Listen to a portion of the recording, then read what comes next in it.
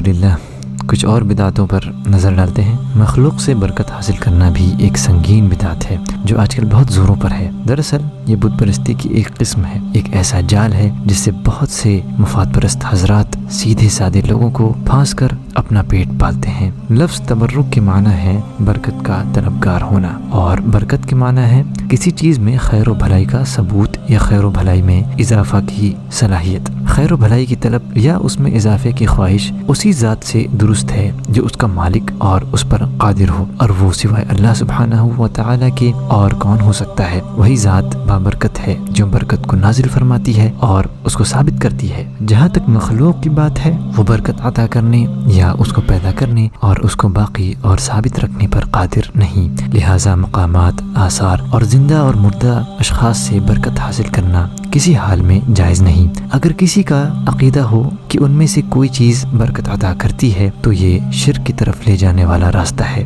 صحابہ کرام رضی اللہ عنہم نبی اکرم صلی اللہ علیہ وسلم کے لعاب مبارک اور جسم اطہر سے الگ ہونے والی دیگر چیزوں سے جو برکت حاصل کرتے تھے تو یہ آپ صلی اللہ علیہ وسلم کی ذات مبارک کے ساتھ ہی خاص ہے۔ آپ صلی اللہ علیہ وسلم کی حیات طیبہ اور ان کے درمیان موجودگی تک ہی خاص ہے۔ آپ صلی اللہ علیہ وسلم کی وفات کے بعد صحابہ کرام رضی اللہ عنہم نے حجرہ مبارکہ، روضہ اطہر وغیرہ چیزوں سے کبھی بھی برکت حاصل نہیں کی، اور کبھی بھی کسی نے برکت و خیر کی نیت سے ان جگہوں کا قصد نہیں کیا جہاں آپ صلی اللہ علیہ وسلم نے نماز ادا کی تھی یا آپ صلی اللہ علیہ وسلم تشریف رکھتے تھے۔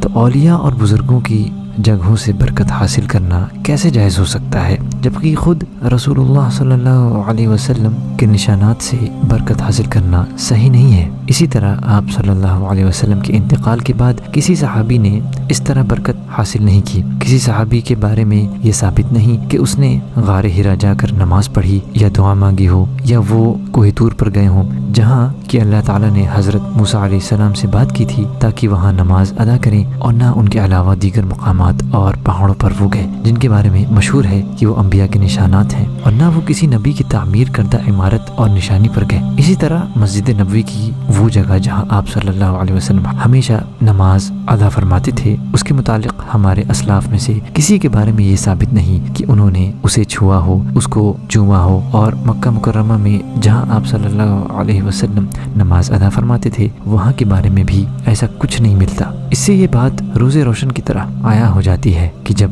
اس جگہ کو جہاں آپ صلی اللہ علیہ وسلم کی مبارک قدم پڑے ہوں، جہاں آپ نے نماز ادا کی ہو، شریعت نے اسے بابرکت قرار نہیں دیا کہ اسے چھوا جائے، اس سے برکت حاصل کی جائے، اس کو چوما جائے، تو پھر کسی غیر کے سلسلے میں کیسے کہا جا سکتا ہے کہ فلاں نے یہاں نماز پڑھی تھی، حضرت نے یہاں قید اللہ فرمایا تھا، حضرت نے یہاں بیٹھ کر دعا فرمائی تھی، حضرت یہاں وضو فرماتے تھے۔ تمام علماء دین اور امت کے صالح افراد کو معلوم ہے کہ اس طرح کا کوئی عمل آپ صلی اللہ علیہ وسلم کی شریعت میں سے نہیں ہے۔ آج کے زمانے میں عبادات سے متعلق لوگوں نے جو بدعتیں ایجاد کی ہیں وہ بھی کچھ کم نہیں ہیں، جبکہ یہ عبادات تمام کی تمام توفیقی ہیں، اس میں حذف یا اضافہ اور رد و بدل کے بارے میں غور و فکر کی کوئی گنجائش نہیں۔ کسی قوی دلیل کے ذریعے ہی اس سلسلے میں کچھ کہا جا سکتا ہے، بلا دلیل کچھ کرنا ہی بدعت ہے۔ ارشاد نبوی ہے، جو شخص کوئی ایسا عمل کرے جس پر ہماری شریعت کی دلیل نہ ہوگی تو وہ ناقابل